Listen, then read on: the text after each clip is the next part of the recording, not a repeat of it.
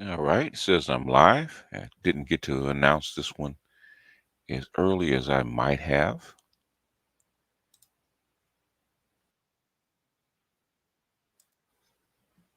So we'll wait for people to roll on in.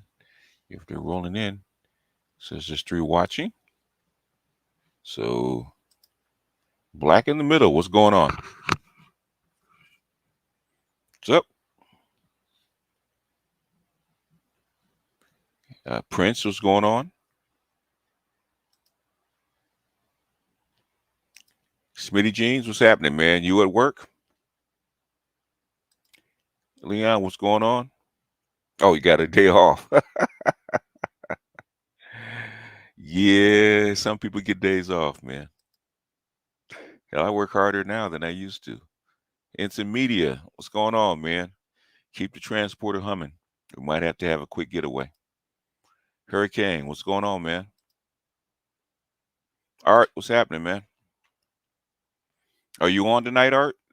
Because you weren't on Friday. Are you back on? Nick, what's happening? Shannon, what's going on? Artisan, what's happening, man?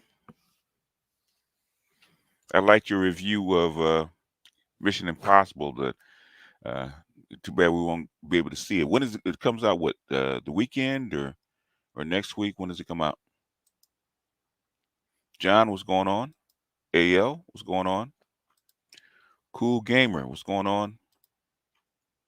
Blade Runner, what's going on? Okay, not until tonight. All right. Mr. Shug, what's going on? Yeah, Affirmative. I actually did drop a video pre-recorded about it this morning. John Jones, what's going on?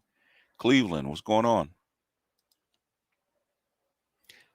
Eddie, what's happening?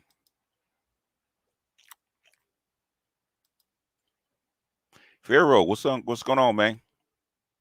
And somebody tried to tell me that Atlanta was not a matriarchy.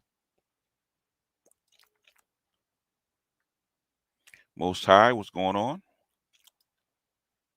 Waffle Weave, what's going on, man? I don't think you've ever caught one of mine's live. Okay, oh, on the repeat. Okay. Oh, it's Thursday. It's coming out. Okay. Only my day off, but my wife is at work, and I drop my son off at the grandparents. Your son was cute, man. Your son was cute. He just wanted daddy's attention. So uh, I know, man. There's three kids, five grandsons, and when they're that little, they want your attention, man, and they let you know. And as long as they get your attention, they're not little girls a little bit more, you know, the little girls are a little more busy. But little boys, as long as they get your attention and they're cool, and you give them a bag of chips, you know, something to do, they kind of leave you alone. Okay, all right, okay. I'll check it out.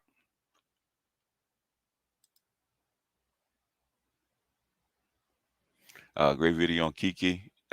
She is who she is. I don't know why people don't get that. A Waffle Weave's on summer break. Okay. Okay, you're on summer break. What are you, a teacher, Waffle Weave? Or what? Ninja person, what's going on?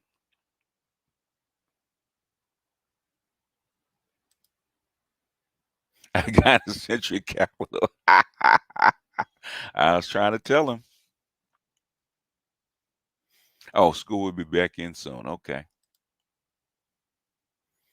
And when you made a comparison of the difference between Kiki Palmer's boo going to Fresno State and playing football, what if he went to USC? Would that have raised? Yeah, oh, definitely would have raised his profile. If he goes to USC and plays football, that means he's a top high school prospect. Okay. He's a top high school prospect. Fresno State, the Bulldogs are decent, but they're second tier. Yeah, he goes to play football because my my best friend's son, he went to USC to play football, and it does make a difference in your profile, 100%. USC is really, believe it or not, USC is almost akin to going to an Ivy League school as far as contacts. especially on the West Coast. I think I'm gonna go back to work next week. Bored. Uh, and said, you smell the matriarch guys in the airport. Y'all ain't shit, man. Okay. All right. Oh, you're in Texas. Okay.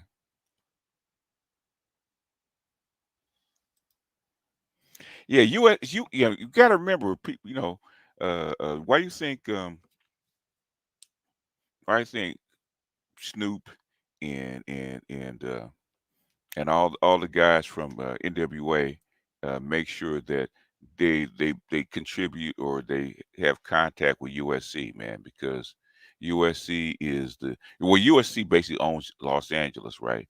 You can't have no influence in Los Angeles or even Southern California without having contact with USC. George Lucas went to USC. That's how that's how come he's so into Hollywood, because he went to USC.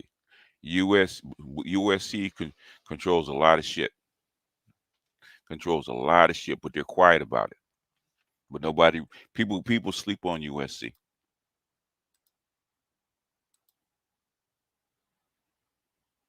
Yeah, in the school, USC, UCLA, even what's his name?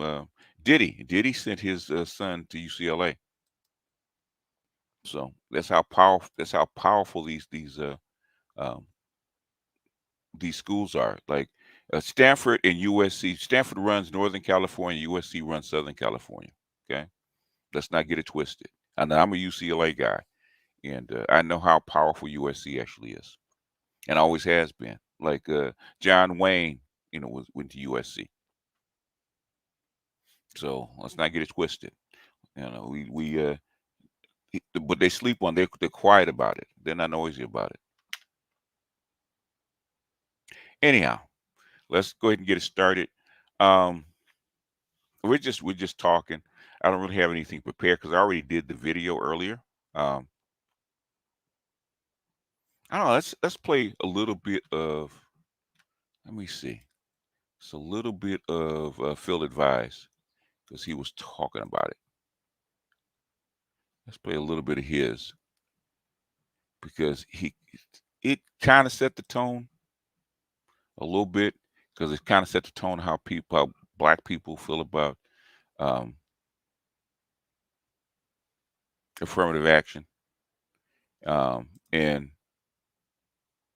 where I don't agree, and I hope they're right, because they feel that we don't need it and it needs to die anyway, because we don't get. We'll play a little bit of Phil, even though it's long. I'll skip through some of it, but he'll set the tone, and then I'll let everybody up because uh, Dr. Gigi's following us. So, but like I said, I've already done some of this. We'll play a little bit of Phil.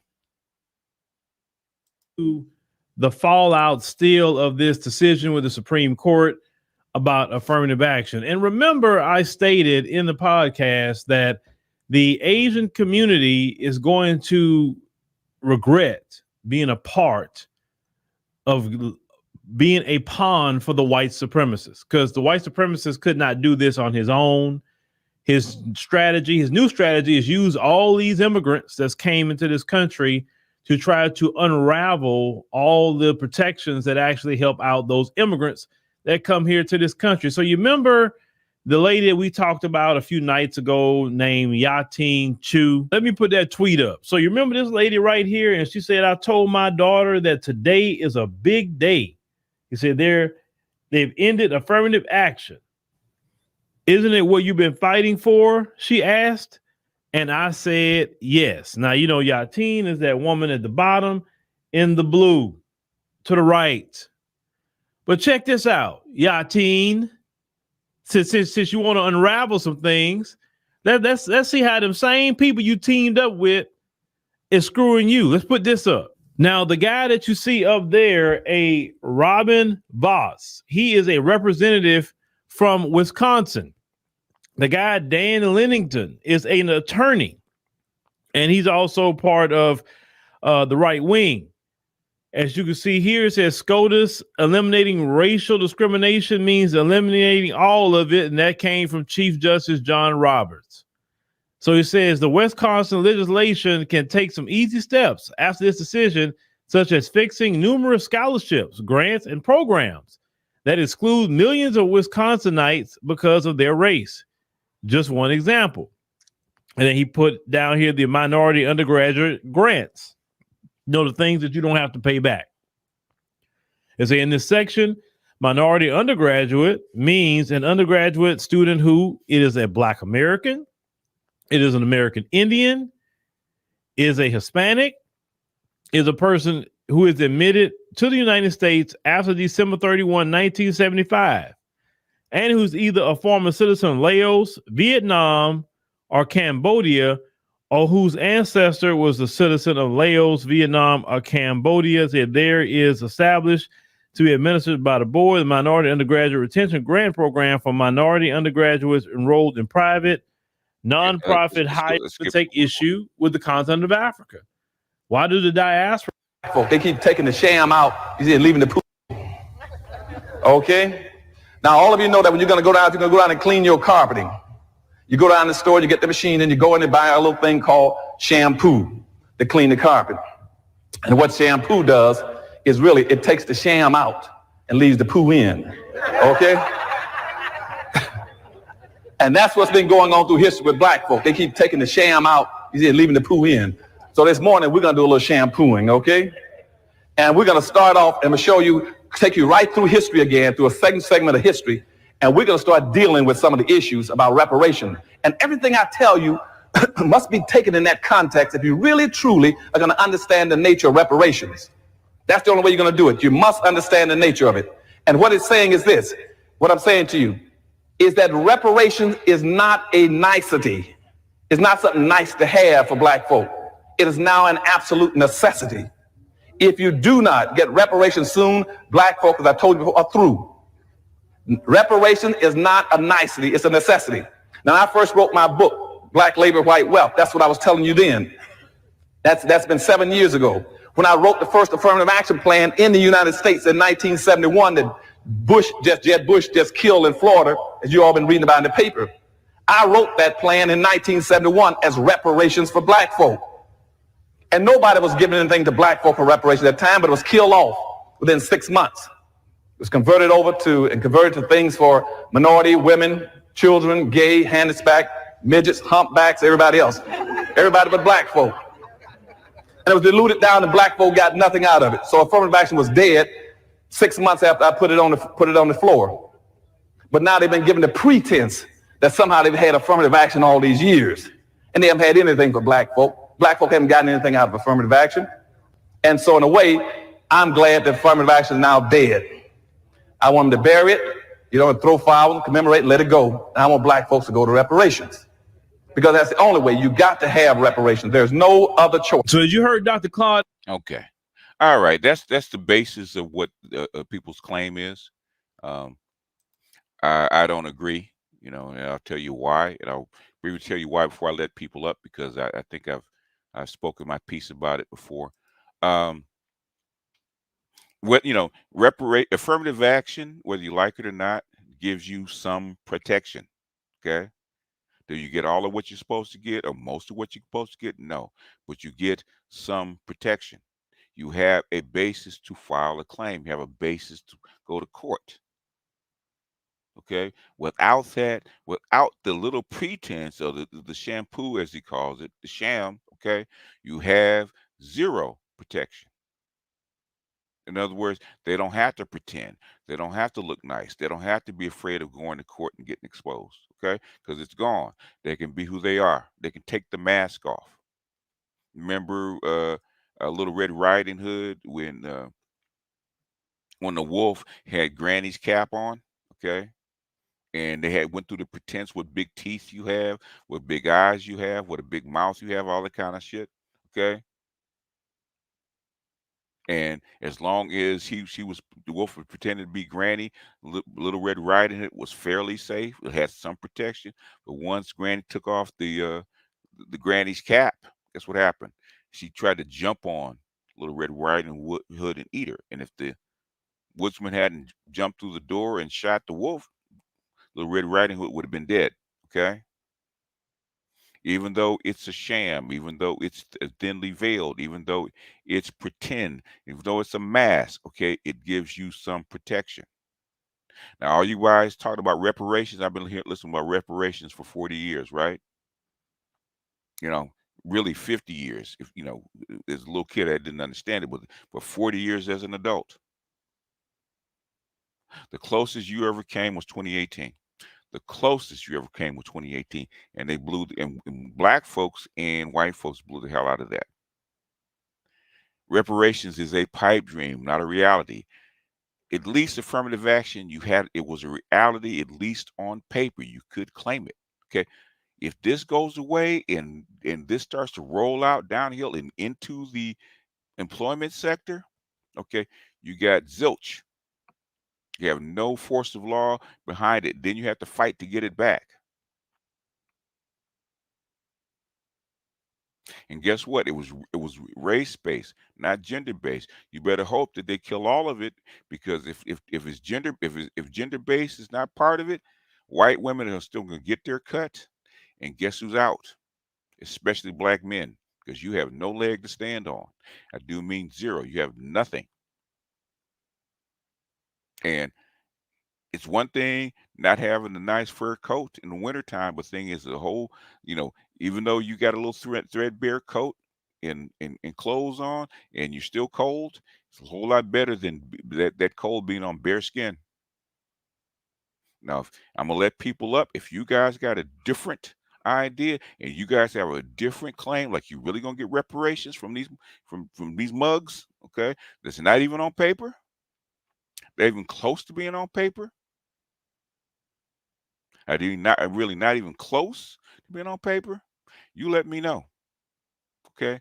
Because Dr. Claude has been fighting for reparations for Black folks, man, since he made that. And basically, that was uh, that speech was actually given in Crenshaw Christian Center, you know, back in I think it was 94, 95. Okay, actually hosted by my mentor. Okay, she's the one that put that together. She's the one who used to bring him out every year. That was her event that she put together for Dr. Claude. Let's not get it twisted. I agree with him that reparations should be the goal. Reparations should have been the goal since 1865. The thing is, they have denied you reparations. They have denied you that 40 acres and a mule since for 150 years. You think you're going to get it? Okay, I hope so. Hope you're all right. But the thing is, you guys are saying what should happen. UCLA is great for for rich state school, but USC runs this town, man. You know, USC runs Southern California. I do mean run it. So, but if you guys have an argument about reparations being gone, and you're glad that it's gone, that it's gone, okay. And I hope you're right. That's all I'm saying. I hope you're right. But y'all gonna have to go out there and fight for it. So I am going to, we're 15 minutes, 18 minutes in. I am going to paste it because we got to be out of here by no later than I think it's on the West Coast 3:30. So 6:30 Eastern time and 5:30 Central time because Gigi's going to start and uh and we got to get going. So if you guys got something else,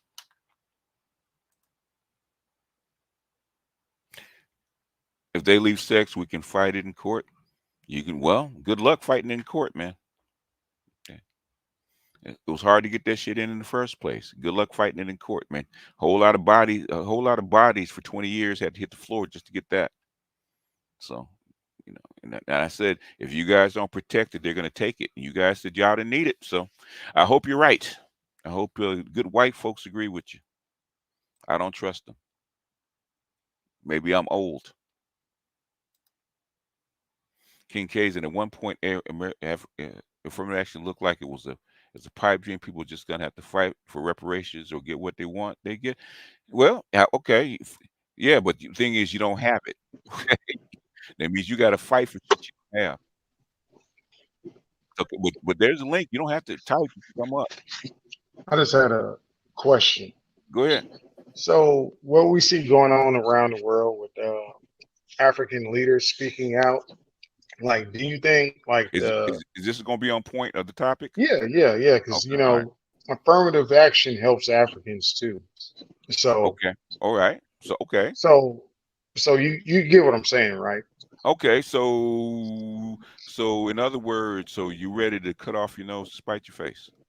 Well, no, I'm not. I'm not arguing that. I'm saying, with it being taken and Africans, already debating how liberal America is, and you see these leaders speaking about America and the deals that they're offering them, Mm-hmm. and they're saying, well, you took affirmative action that's benefiting our people, but you're still trying to make deals with us. So, do you think that it messes up the image of America, and then making it harder for people to actually want to work with them? Africa, as far as America is concerned, Africa's pretty much gone. The Chinese and the Russians have Africa, so Okay.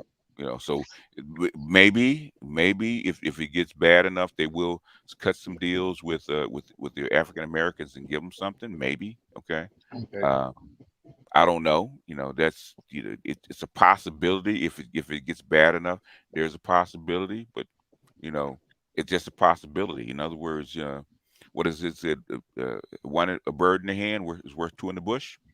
Yes, sir. Okay. I mean, there is no map to get there. Okay, from where we are right now. Okay, you had what you had. They've been depending on it for 50 years. No matter how thin that fence was, it was still there. How rickety those steps were, you could still get there. Okay, but the thing is, now that they're taking them out, what do you do now? And hopefully it doesn't go as far as I think it'll go. Because right after that, man, it came out that 90% of the newly unemployed are black people. Yes. Yeah. Yeah. Because not a trend. Go ahead. Well, when I was looking at the bankers and what is it called? The people that does our interest rates, that put it up to 6% or whatever. He was talking on it, and it's almost in the framework in the system that if 4% of white guys get laid off, it's already calculated in the system that 8%, 8 point something, or almost 9% of black people get laid off. They have the progressive black lady. The black unemployment rate has always been double to triple the white unemployment rate for 100 years. It's not. Well, now not really. It used to be that we know unemployed black people because you were either sharecroppers or slave labor. Okay. Slave labor, get arrested for crossing the street or some bullshit. You had to have a job, otherwise you were arrested. But since they did away with that, okay, it's been double, double triple. I have never seen it even close to 1-to-1. The time I'm gonna get out of here though and give you some space. I just thought those two questions pretty much. Yeah. Go ahead, Brandon. Man, as far as reparations, man, I mean, look at the whole the ADOS situation. It's like we couldn't even stick together long enough to do that. I mean, go ahead. Dusty Pookie, you wouldn't not even know that, man, unless I brought it up. Okay, so that has nothing to do with what we're talking about today. All right. I don't know what you guys talking about the falling dollar. You don't even have any idea what the de-dollarization is. So stop. It's okay. Stop trying to spam the comments with something that's off topic. Okay. Anyway, go ahead, Brandon. Yeah, man. I'm just like I said with the ADOS situation, man. It's like we couldn't even stick together long enough for that to go through. You know what I mean? I mean, we can't. It's like we can't operate. It's like it's hard for us as black people to even operate as one unit because we actually each other's throat. I mean, look at the gender divide. You know what I mean? We can't even get on core on our own women. You know what I mean? Yeah. Well, they took the deal, so they gave her a butter biscuit and a blanket, and she took the deal. Yeah. And this came from my own grandmother's mouth. You know what I mean? My grandmother back in the day, you know what I'm saying? She was a Black Panther back in the day. Oh, and she don't talk. Yeah, she don't talk about it, man, because a lot of her friends got killed. Yep. So, and but when she does talk about it, she's just like, she looks at my generation, and she's just like, we worked and kill ourselves killed for y'all just wondering. Well, you know what? Pretty That's much. why I took the example of say I actually use my kids and my grandkids. You know, where I fished and I brought out a fish and sat down and get ready to cook it, and the kid takes the fish back and throws it back in the ocean and says that I didn't Right. eat it. Yeah. Okay. Right. All right. Things not what you gonna eat. Right. What you gonna eat. I don't see, like, I feel like it's gonna be fucked up when I say this. Well, The Hurricane Greg, community, Hurricane Greg, why don't you come up and talk about it, man? Okay. as a black Because as a black community, I feel like we're too far gone. Like it's almost done. like like yeah, we're not done. it's But like I want to believe in it. I want to, like, this is my people. You know what I mean? But it's just like, you're educated in the Prussian school system to think a different way, and after 3 or 4 generations of being in it, you know, and being mixed in with white folks, you're starting to think like them. So it is what it is. So we hope that the good white folks are brainwashed too, well, they will actually accept you and give you a fair shake. You know, right. I'm just, you know, hell, I'm just not as convinced. I hope you know, you guys went to school with them, you guys have worked with them, they're your age, and hopefully you guys know them best. So hopefully you're right. But I just don't trust them. I But just look, don't. but look, like white folks, as like the individual white person really came. Like I got white friends that's like, we yellow fucking cool. I got Yeah. white friends that was there for me more than my black friends. Okay. But it's how they operate. It's like how they operate as a people, as a collective. Mm-hmm. You know what I mean? They all get on code. When it's some Okay. shit that they need, they Yeah. all get on code. Yeah, they do. So, you know. But us, man, but with us, it's so much individualism, man. Yeah. Well. Yeah, Like well. everybody wants to be a fucking chief. You gonna have to get on code today, won't you? Yeah. If you want to make it out of this thing, you're gonna have to get on. And one thing I had to say, y'all gonna get on code now. You know, just like we had to get on code from 45 to 65, everybody had to get on code to get shit done. Y'all gonna get on code today. Oh yeah, because it's gonna be forced now. It's gonna be forced. You're gonna get on code today. But anyway, go ahead, Pharaoh. Yeah. You next up. Finish your thought, Brandon, real quick. Oh yeah. Damn, I forgot. Never mind. Okay. Never mind. Go ahead. Go ahead, Pharaoh.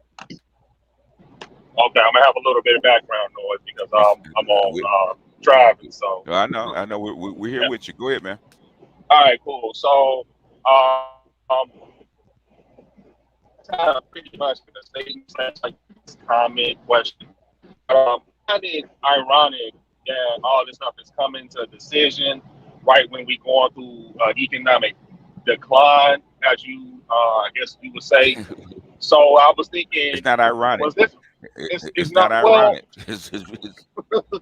Well, do you think that was in the play? It's very logical.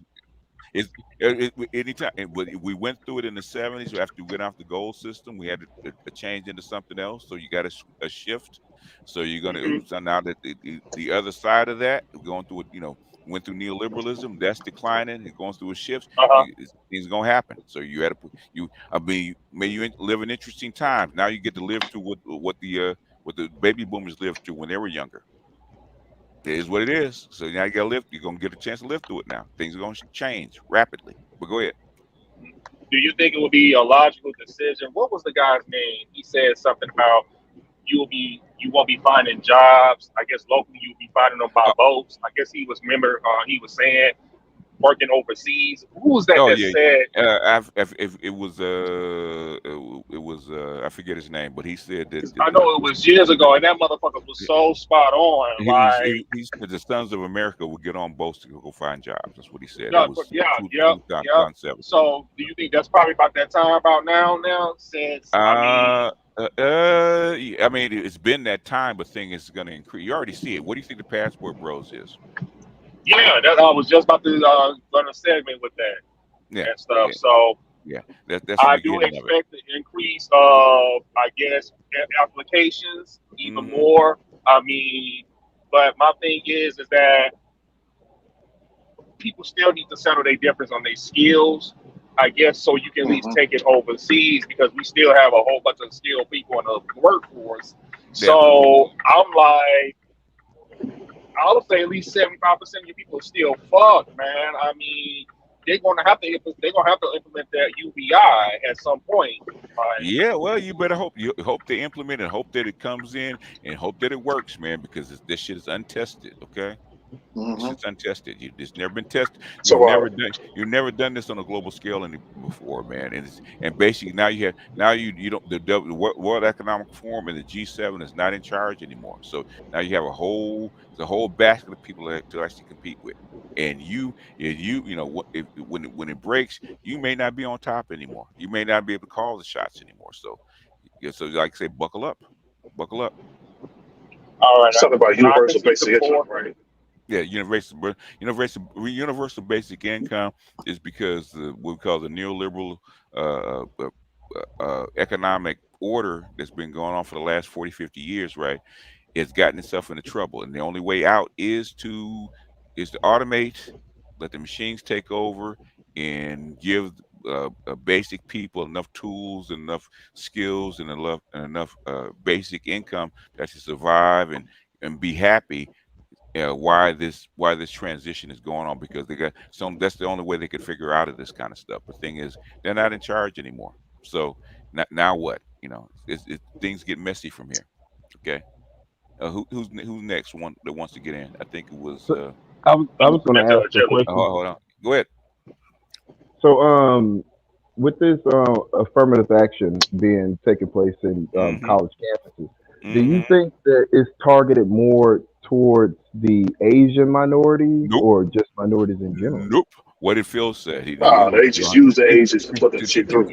Because guess who it was actually made for? It was made for you, especially you, black man. Yep. Okay. Now, with that being said, do you think it's going like Dr. Umar said there's going to be an increase in population in enrollment in HBCUs? Do you think that's going to be the case? I do believe. Well, yeah, that's going to be your fallback. That's always been your fallback. Have we taken care of HBCUs enough to actually take us off? Hell no. Exactly, and they don't even Hell have a lot no. of funding. They Hell don't even fuck have a no. lot of Hey, funding. one time. What do you Yeah, think? Come on, you do the math. You tell me. So I think Dr. Umar did have a great point when No, he no, no, no, said, no, no, no. That's not the question I asked, sir. "Oh, what do I think?" No, I No, agree with what he was thinking. no, no, So no, no, no, no, basically, no, no. That's not the question that I asked. Do you think the HBCUs, as they are situated right now, can take all these black kids and train them properly with the resources that they have? No. No, no, no. Shut I'm him. Shut asking him. him. Shut No, him. hold on. I'm asking him. Do well, you? that's a loaded question, No, it's BJ. not a loaded question. No, no, no. No, no, it ain't a It is loaded not a question. loaded question. It's not. It's not a loaded question. Give me an answer. What do you The think? quick answer is no, not right now. So not right now. How long do you think that's going to take? It's just going to take black No, no, no. people in like How long a do you year. think it's going to? A year? Oh Lord. Yeah, I think it'll take a year Okay. Okay. because Oh, No, no, no. What? No, no. Here. no, No, no, no, no, no, no, that's no, no, no, no, no, no, no. no, no, no, no, no, no, no. Roll it out for me. Okay. How are you going to so transform? How are you going to transform all these colleges that are underfunded, underskilled, understaffed in a year? Go. through funding from black academia, from alumni, if they actually Okay. start giving back to their alums, I think they could turn it around. How come If they? people actually Black people grasp. don't even want to Oh, fuck with hold black on. people. They don't hey, even hey, have hey, trade. if you guys gonna keep interrupting, I'm gonna drop all of you guys. Okay, calm down. Okay, I'm talking to him just like I talked to you guys. You got nobody interrupted. I'm talking to him now. Pipe down for a second, otherwise I'm gonna start dropping people. Okay, capiche? You say yes if you understand. Yes. Yeah, my bad. Yes, Okay, yes. okay, all I right. did. Now, now, if that is the case, okay, how come they haven't done it already? Because you have 34 HBCUs. How come the alumni have not done it already? If they're that dedicated to HBCUs. Oh, they're not dedicated right now. The reason why they haven't done it yet is because they hadn't felt the pressure. kind of like what you said with everything that's changing and how black people are going to have to be forced to get put back together. I think that'll be a part of that process. Okay, I hope you're right, but I hope you believe that, man, because I have yet to see it. So basically you're building off of something and hoping on something that I have never seen, and I am in a pro-black community, just like this, just like that speech that you saw. I was there, okay, because my Well, you mentor. seen it during Jim Crow. Hold on. Like I let you talk, did I not? Yeah, you did. Okay.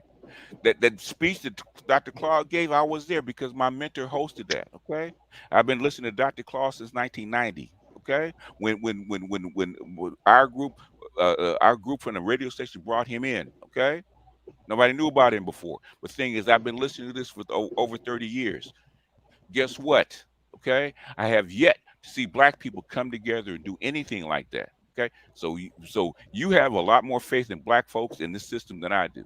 Now, Well, even if you got the money, okay, black folks got together miraculously over the next year and got the money. How long would it take for them to actually build out and actually put an institution together to actually teach all these kids coming in because they need them now?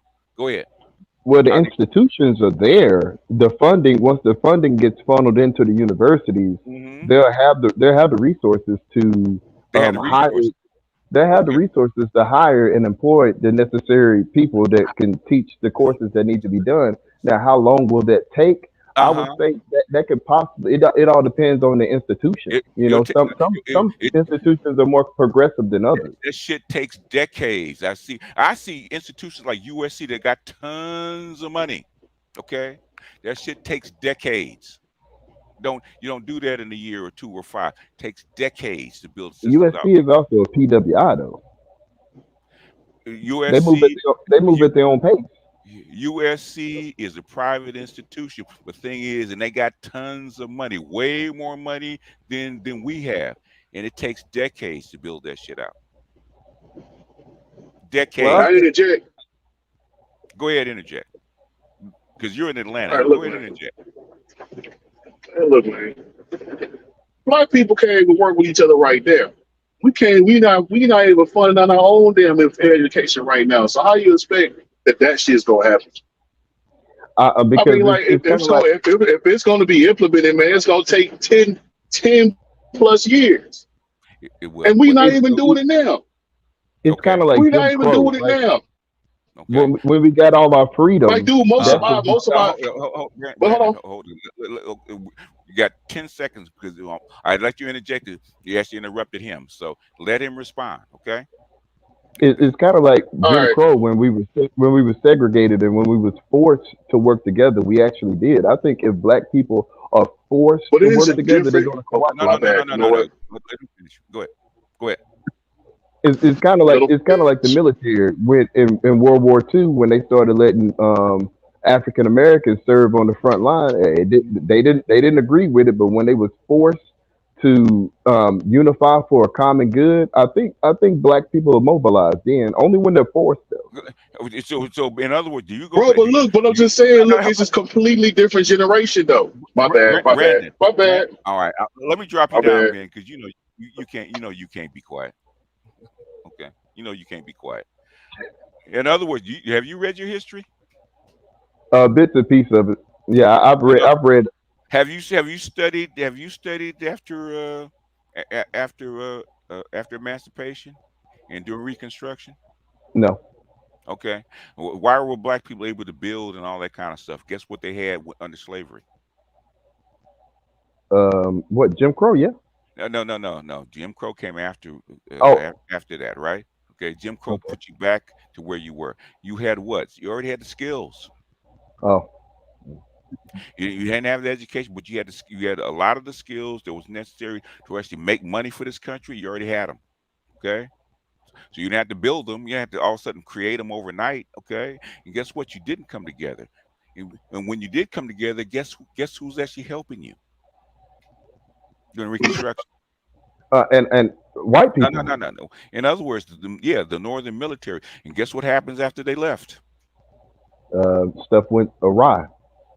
And it didn't go right. White folks put you back. White folks put you back on the plantation, making money. Making money for them, just under Jim Crow instead of under slavery.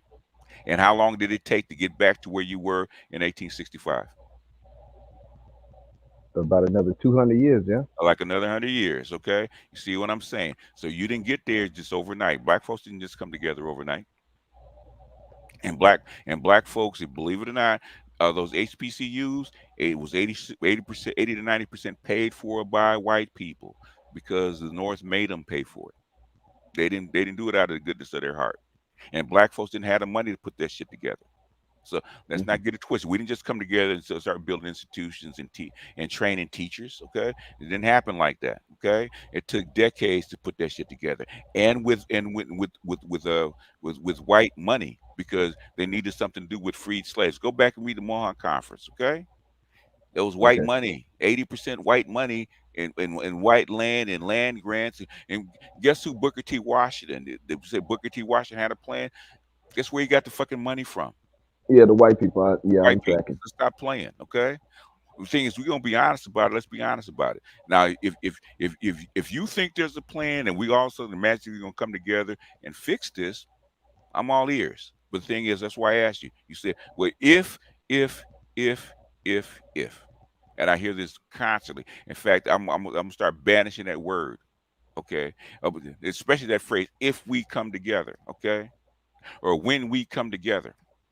Okay, so if and when we come together outside of what we did between 45 and 65, you show me where that is going on right now. I can't pinpoint it. Can't pinpoint it. In other words, you're hoping, okay? In other words, something that was on paper, functioning, no matter how badly, it's like, okay, I got a rickety car that blows smoke, okay? And wheels wobble, okay? And one day that bad boy dies. Guess what? After that, guess what I got to do? I got to walk. What does that say to all the spending power that the black community has? You don't think that could expedite anything? Have you researched the spending power? In fact, there's all kind of articles and all kind of scholars in black economists that talk about the myth of black spending power. Mm. Okay. It's the myth of white. Yeah. Otherwise, we wouldn't have. If that was all the case, then we wouldn't have to fight for reparations, would we? Plus, you also gotta factor in marginal value. What do people value more?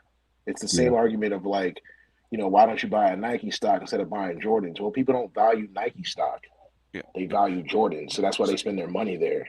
So basically, the Asians and basically have been talking about this for 5 years. There's a possibility of affirmative action going away.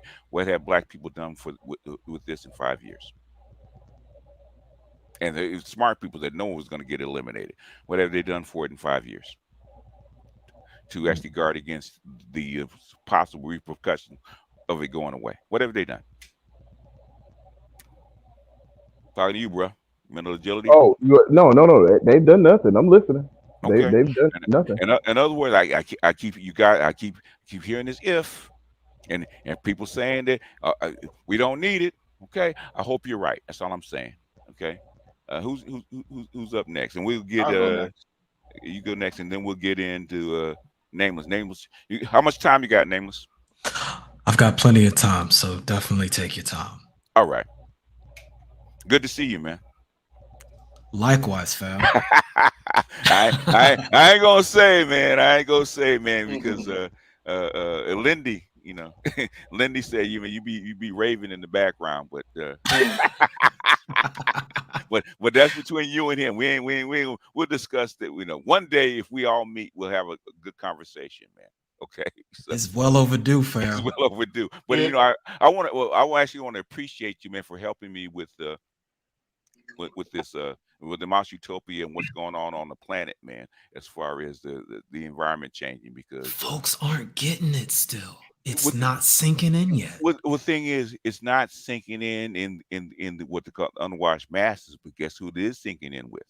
Oh, people at the top that are noticing the current change. Absolutely. In other words, they're eating this shit up. But the thing is, this kind of stuff, it may not be sinking in with the masses, but guess who's getting in the door with this information? Our people are getting in the door because wait a minute, how the fuck y'all know this? Right. You know, right. I'm sure that you've been told that too. How the fuck you know this? On occasion, you don't have to say, but on occasion, I'm sure. I'm gonna say it's because it contextualizes your answer. But let me just say this first to the folks on the chat, the folks on the panel.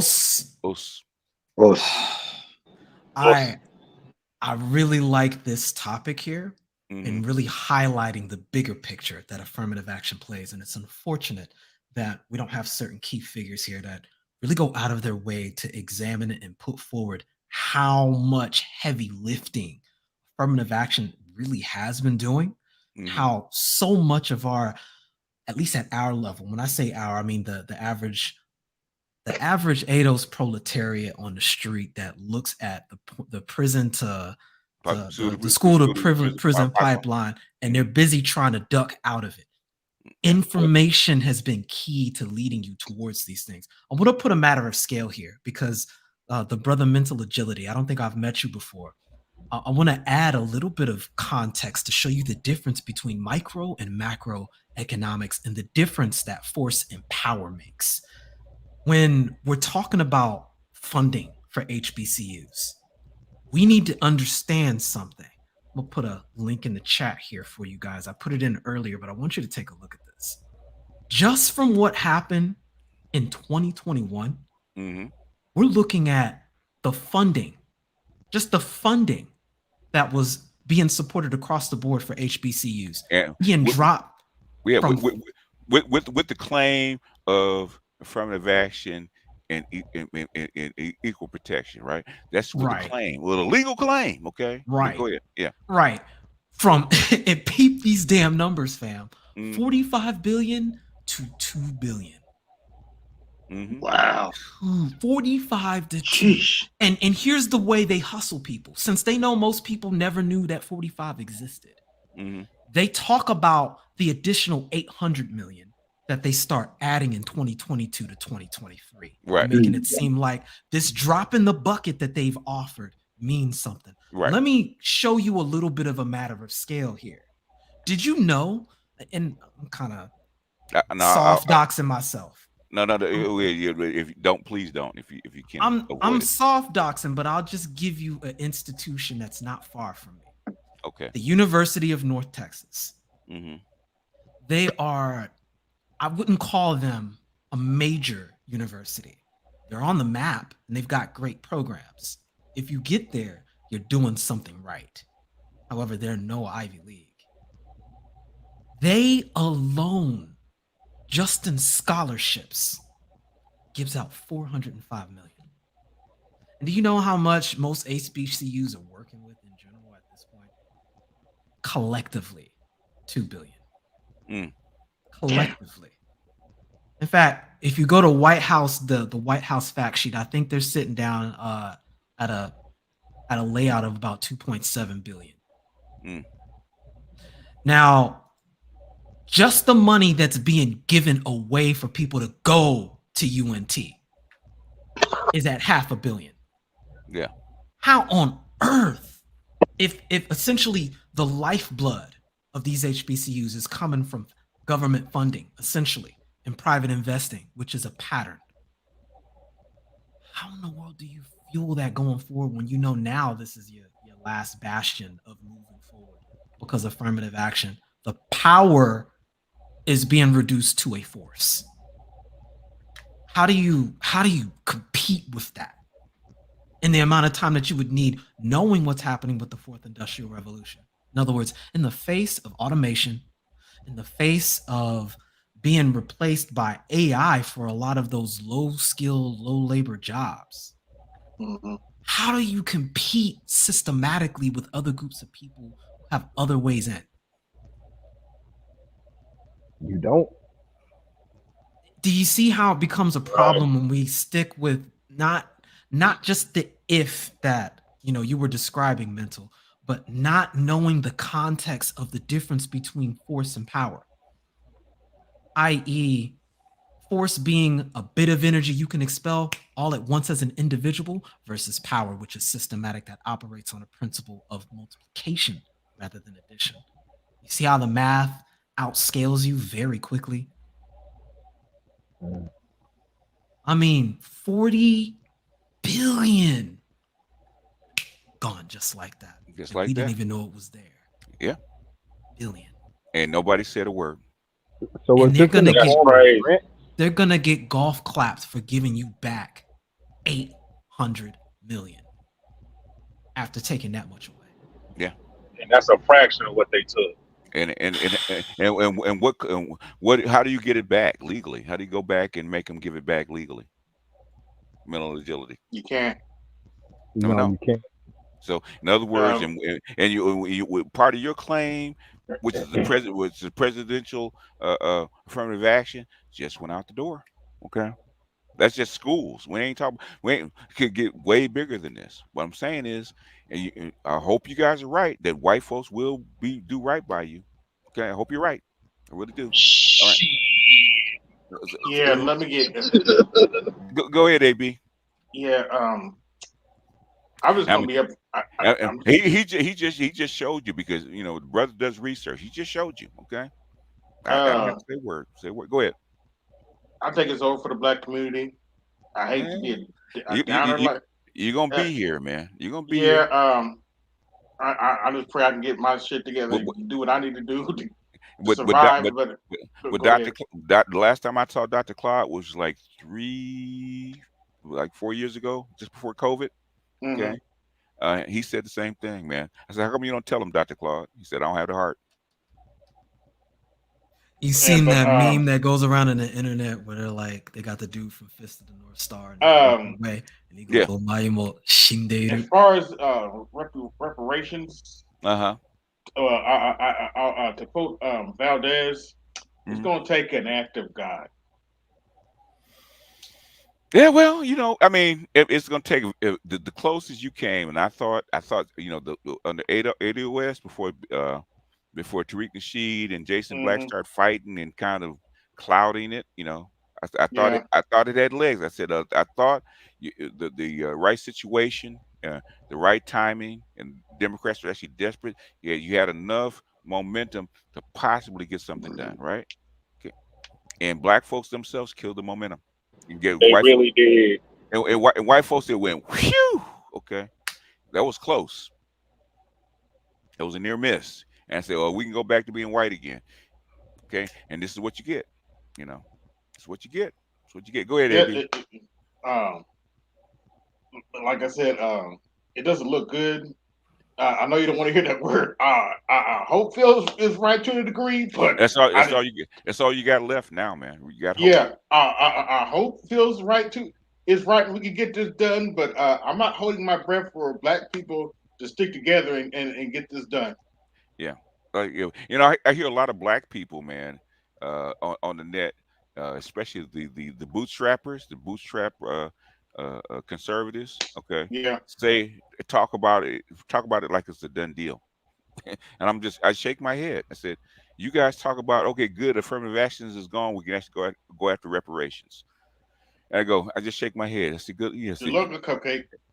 I just shake my head. I said, you guys really don't know what the fuck you guys are doing. You really don't. You guys don't know these people, man. Not just here, globally, man. I mean, I'll give you an example, man. Just an example, right? They snatched like $400 billion from Russia, just like that, just because they could. Okay. Yep. A sovereign nation. They don't do their own people right. Just because they could. Okay. Well, you're dealing. I think people don't realize that you're dealing with a group of people that come from an area that have little to no resources. They've been, if you can export war, and the race to the bottom. I mean, that would be their main export. Oh, do you believe that? Yeah, I mean, it's. How come the fuck you don't act like that? That's who they are. Hey, look. You got me there. I don't know. No. You guys keep saying that shit, right? Y'all say that shit constantly, but y'all act like they're not those people. Do you believe that? I think it's the hope that has us wishing for better. I don't know. I can't answer that. I have no answer for that. So in other words, okay, what's neighborhood in America that you can think of? What's the worst neighborhood in America? Yeah, that I can think of. Yeah, Camden, New Jersey. Camden, New Jersey. Okay, what if I drop you off 12:30 a.m. In Camden, New Jersey, with just you and your shoes? Okay, would you hope? No. Why? Because hope wouldn't get me that far with my with just me and myself and my shoes. So Camden, New Jersey, dropping you off in Camden, New Jersey with you and your shoes and no ride and no phone and no way to get any place, and you got to walk through that neighborhood at 12:30 a.m. on a Friday night after these niggas got liquored up. You know what I'm talking about, right? Yep. Okay. Were they all hanging out, and they still up? They ain't passed out yet? Because 4 o'clock in the morning, you're pretty good. You're fairly good, right? Because they all passed out. Okay. But 12:30 a.m. this prime time, they just get loose. Okay. Yep. So in other words, but the thing is, you know who these people are. You say you know who these people are, but you hope they're gonna be different. So if I dropped you in Camden, New Jersey at 12:30 a.m. on Friday night, you're gonna walk through that neighborhood with hope. No, I wouldn't. Personally, okay. No. Okay. Now that we gotten through that, now give me something that I can work with. Yeah. No, hey, look, I feel you. I don't know why we're like that here. I don't know. It's like Stockholm syndrome or something. I think Dr. Amos Wilson's work put a lot of effort to try to understand and get to the root of what that is and why. And even Dr. Kunjufu, was he the one that put forward the idea of the double consciousness? No, that was what's his name? In 1980. What's his name? The Miseducation of Negro, Carter G. Woodson. Carter G. Woodson. Yeah, mentioned the idea of the double consciousness, and right. I really think Amos Wilson built on it because he's something. Yeah, it's like being a child, basically, right? Okay, with abusive parents. You don't survive. You don't survive without them, even though they're abusive. You can't survive without them. So you do a double consciousness.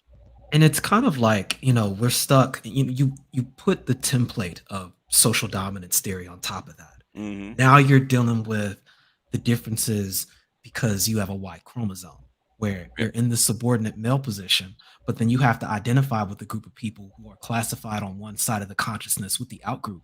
But then in order to get things done, you have to work with your in group. So now you've got this interconflict that we even see play out in the space where we struggle to even form hierarchies amongst ourselves, which don't demean people to their place in the hierarchy. It's this odd plantation dynamic that's, again, still carrying cultural inertia from plantation. Yeah. And it's played out in our everyday behavior where we don't do things that are really in our best interest as a group. And we don't know how to form Voltron like other groups know how to do whenever we're facing a threat that is. Dr. T said the boys did double consciousness? Yeah. Okay. Thanks, Dr. T. Yeah, I just know that Amos Wilson definitely built on that and continued to highlight how these things have this play out. It's frustrating, but I think the manosphere as a whole, the Black manosphere in particular, at least we get an opportunity to try to lay this out. Our manosphere, the gynocracy works on the same principle. Okay. Mm-hmm. Double consciousness. Our women are really bad at it because they'll say they want to end white supremacy inside with Becky in a heartbeat. I describe it as the great Ouroboros of the Edo social complex, where I look at how the gynocracy unironically seeks white approval, but those men that are caught in the gynocracy seek gynocratic approval. Sisterhood first. Wow. And it's just this cycle of constant feedback that it's multiplying by zero, going back to the gynometry I described back. BGS. Crazy. We're looking at programming. Hold on. Y'all can't just jump in. Let it go, man. People up. No, AB. real quick, what you gonna say? Oh, BGS, Black Women Against White Supremacy. Is that why they took a picture with Nick Fuentes? Oops. Oh gosh, man. We'll do I that. know. We'll talk about that later. But We'll do that.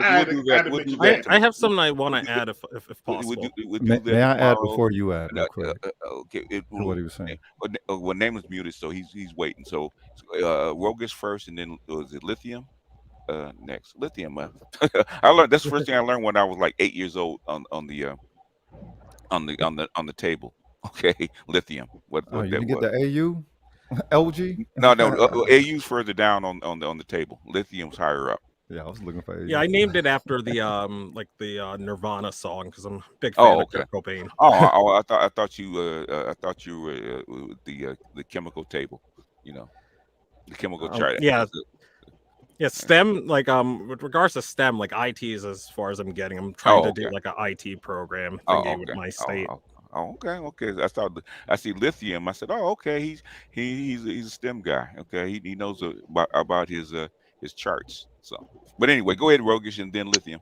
Respect, BGS. Hey, welcome back. Name's Wuss. I want to add on to what you left off of. Now, what you just described, that can't merely be a program. I'm like, how much time is passed before we are saying that is now the state of the subject? We're going to go back to, Moustopia. At what point does it stop being just the environment? Yeah, and we might have to do this afterwards because we got about 10, 15 minutes before. Oh, okay. I was gonna one up anyway. Go ahead and finish your thought, and then Lithium, and then y'all got it. Peace. And then repeat your question again. Yeah, restate your question, and I'll give you a quick response so that we can get to the others.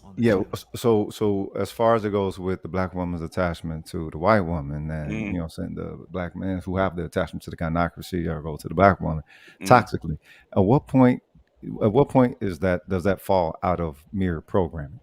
You know what I'm saying? It doesn't.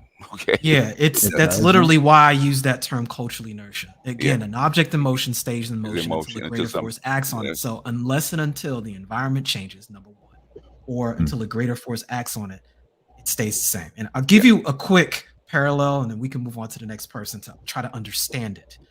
What we're experiencing are the effects of radiation poisoning. What slavery was essentially was a nuclear weapon that exploded. And people adjacent to that era can describe the thermal damage and the auditory fear that causes when you observe that mushroom cloud and you see the immediate fallout, which was Reconstruction that was mentioned earlier. Right. What people fail to understand is, irrespective of those who died and suffered from the ground zero of slavery, the real damage that's caused is that radiated area that can last for centuries. And there's only two ways to address dealing with radiation, and that's distance and time. Right. Yeah. And the genetic damage that it does to your descendants. This past the genetic memory. Yep. Yeah. It passes on. Yep. So hopefully that helps, Rogish. Yeah. It does. Okay. Holler at y'all later, man. Appreciate it. All right. Lithium, go ahead. Yeah, I just had a very quick thing to add, Mr. Master Teacher. So I'll add it, and then I'll you can answer it off. Like you can answer it when I get off, and I'll just leave. But like what I was thinking, I brought this up with my parents. Like the Asian folks, like they have like all these cum laude math centers and all these like tutoring things, and I'm pretty sure, and I would guess Jewish people do it too. Like what would happen if Black people were to just like get into tutoring and form those centers and like again, I mean, and then worse, perhaps you would revolutionize your culture. Okay, the reason that you don't do it is because, like you said, like Nameless just said, you're suffering from radiation damage. Okay, the cultural inertia that fights against it. That's why it never happens. But we actually don't want to address that stuff. They come from a different culture than us. Okay, we are wholly American slave culture. They were not. That's why they can do it and we can't. Cultural inertia. If you did that, you would change. But the thing is, do you do that? You've had 100 years to actually do that. Case in point, what happens to Black families when they leave America?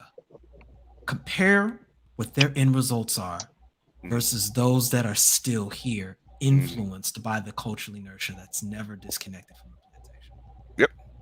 And the problem is now that the world's being made smaller due to the internet and social media, some of that is starting to follow because people are emulating the damage, calling it healthy.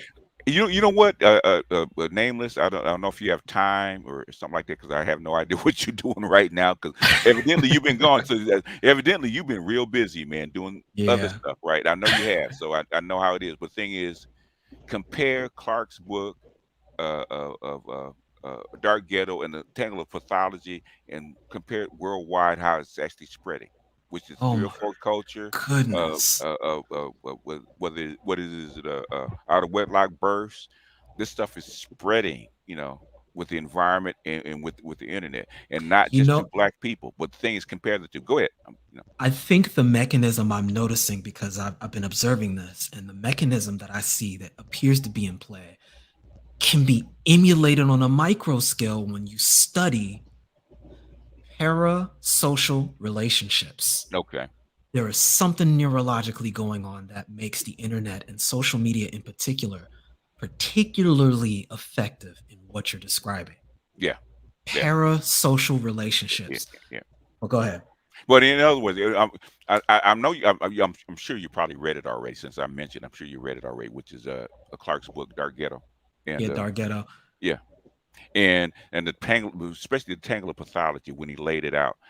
Compare that to what's going on in the rest of the world and how these ideas, whereas people, Megan Thee Stallion, can go all over the world and do concerts and get sold out because they like that idea, that independent female, some sexually liberated culture, just like the ghetto female does. Okay, back in Clarkson, when it's actually small in 1965, when Clark actually noticed it. So, right, and it's jumping social classes and working inversely to what you would anticipate. Exactly what he was saying in 65. If you do not handle the tangle pathology, then it will actually spread to the upper classes. That's what it's doing. But I was just saying is, if you get time, try to think about how those two things are connected to the rest of the world too. Absolutely. Okay. I'm with you on that. Okay. Who hasn't spoken that wants to speak before we jump off of here? No, you're last.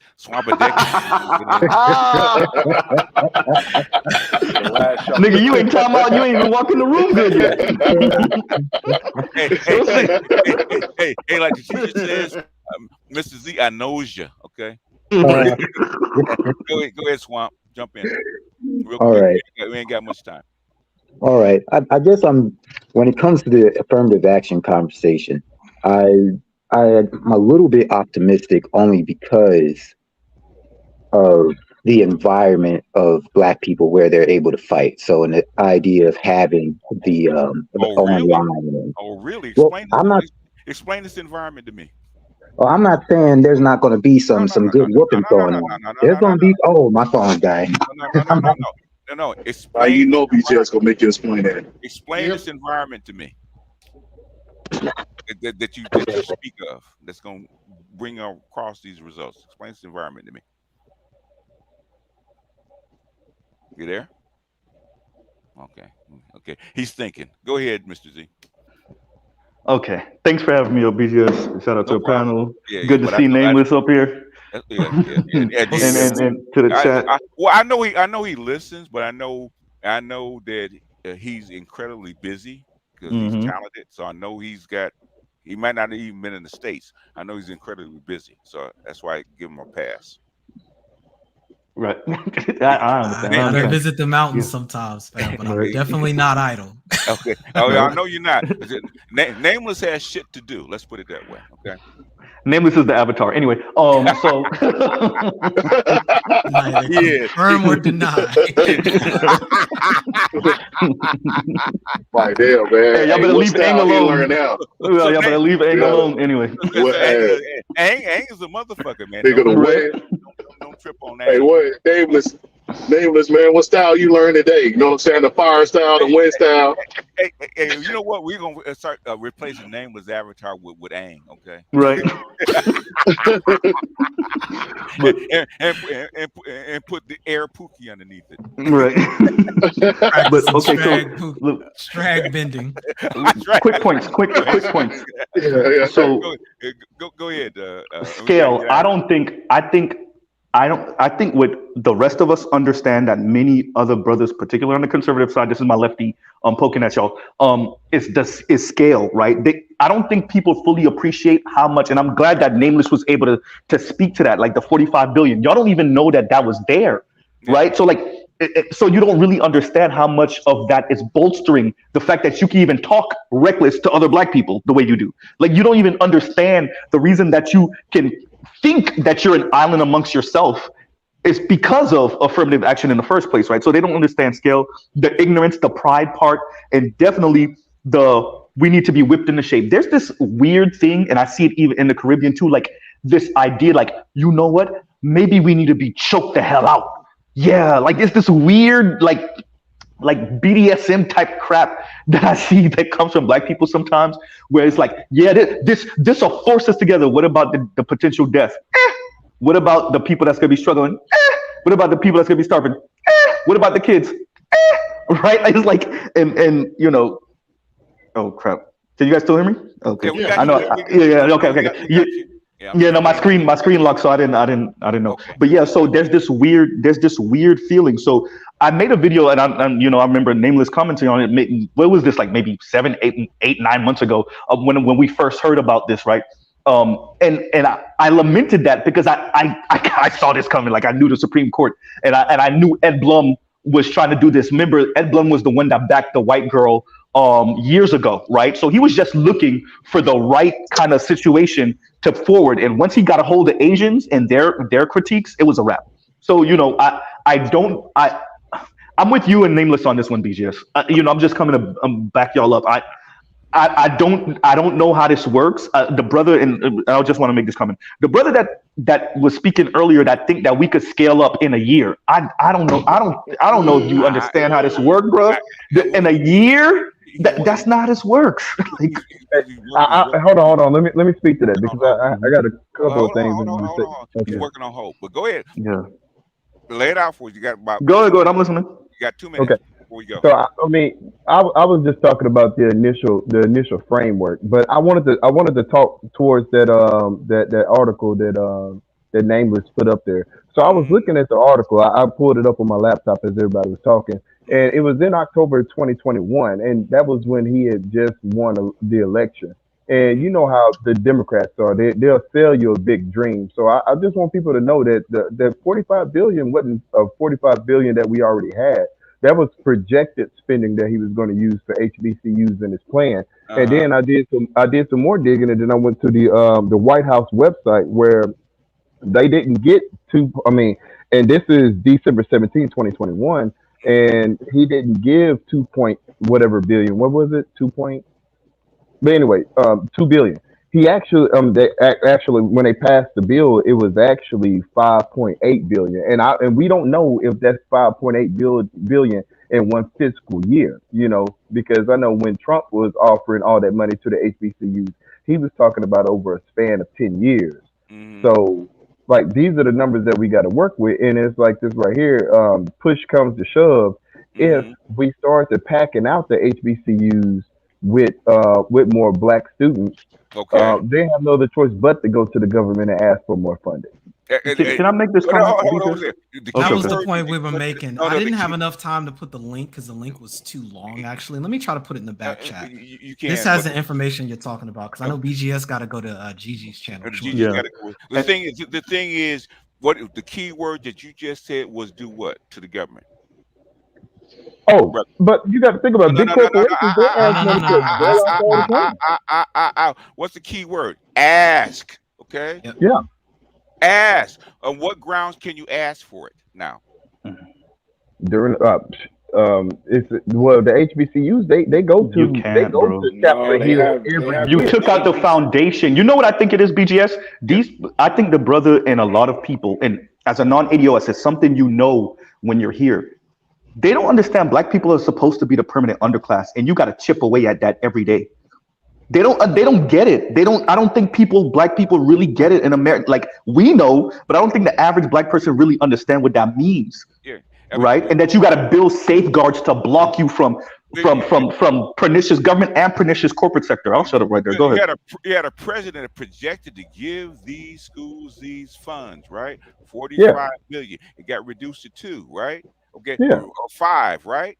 Okay. Yeah. You didn't have to ask. How come they didn't give it to you in the first place? This is the whole point we're trying to make here with this whole thing. Because at the end of the day, I want him to answer. How come they didn't give it to you? Because it's right out the same. It's right out the same Democratic playbook. They promise black people a whole bunch of stuff and then they don't deliver. So now, when you're under the gun and you go ask, you think they'll give it to you then? Hell no. Everybody No. Hold on. Do you think they're gonna give it to you? Well, so theoretically, if they don't give it to you when it's time for elections again, you don't give them the vote. But the way Democrats work, they just gonna vote. I mean, the way black people work, they just gonna vote for Democrats They don't again. give a shit about your vote because guess who's gonna vote for them anyway? Who they really need? The Mexicans, these women. White people. The women. It's not an issue of two-party politics that got us here. This is, again, not understanding the systems that we're trying to describe here. That's why I use the illustration. We don't have time for the people coming up late because we got to go over to Gigi's. Basically, Nameless has the last word. Okay, but go ahead. So Nameless. Understand the reason why I posted it and I immediately went to give a demonstration of UNT is that just looking at University of North Texas, a relatively regular, normal university that has general standing. It's not bad. It's definitely not an Ivy League. It alone can compete with funding versus all of HBCUs. And that's the point I'm making. A single university, UNT, that is not an Ivy League school is getting greater circulation of funds than any individual HBCUs and can compete against the HBCU concept in aggregate. That's the point. That is the message of why I gave those links, to try to show you what was going on. That doesn't happen because of bipartisan politics. Yeah. That's a much deeper issue. If you guys want, I may do a part 2 of this after Gigi's stream. Whenever he finishes, if you guys want to, and before Art's stream. It kind of give you guys a chance to speak your mind, but the thing is, we don't have time right now. It's only supposed to be an hour. Thanks for having me up, BGS. All right. Just let me know. Good seeing you again, Nameless. We out, everybody. Right, hey, appreciate it, BGS, man. I'ma holler at you, man. All right. If you don't feel like doing it, BGS, I'll do it for you. So. Okay. I'm trying. And of course, Baltimore was late ass. Anyway, bye. Yeah, I know. That was because I was busy doing something unlike you Floridians. And I may, Charles, you and Salchi, I may have to call a favor in my real life for my mentor in her show because she wants guests, and so I might call on you guys because you guys really know me in real life, and even so I might be reaching out to you. But go ahead. Just let me know. And Rachel True and and Cree Summer says hello. Tell Cree I've been in love with her, man, since Different World. So she's still beautiful, man. She is man. Anyway. It was like everybody like Jasmine Guy, but that was my girl, man. No, That's the one I wanted. That's one I wanted. It was kind of funny because I did something the U.S. government or your city governments couldn't do. I gave young black men through the age of 19 to 21 an opportunity to do high-profile executive protection, and we did so well. Her agent, both Rachel and Cree, said that we don't want to go to another con or come to this con without y'all here. All right. If you can't be protected by Mongo, man, you can't be protected. So that's what I put on. I actually sent that to Dr. T and an artist and said, Cree Summer and Mongo. Mongo himself. We'll go real quick, man, because we had to go. I'm going to say this. And then we also had the sponsor of the convention. He says he does 35 a year. He wants my team only. Oh, cool. cool, man. I'm proud of you, man. I'm proud of you, Mongo. I really am proud of you, man. Woo! If you need me to do the stream, everybody hit me up at the GG and I'll talk about my BlurCon experience. Good, bad, ugly, and beautiful. All right. A lot of ass, a lot of class. Woo! All right, y'all. I'm gonna put the link into to Dr. GG's stream because that's where I'm headed to mod. Please go and support. If you don't want to stay, you don't have to stay. Go over and drop a like in the stream. Give some energy to the stream, and because we're trying to get this stuff rolling. I'm gonna try to get Dr. T after him to actually come in and do a stream too. So we're trying to get this stuff going, trying to get some momentum. And appreciate you, Nameless. Don't be a stranger, but I know you're busy. So I will be haunting the sphere again. So more sightings of me. All right, y'all. I gotta go. So I'll peace send you out. a comment, Nameless. I got you. All right, no problem, family. Glad you came up also. All right, y'all. Peace out.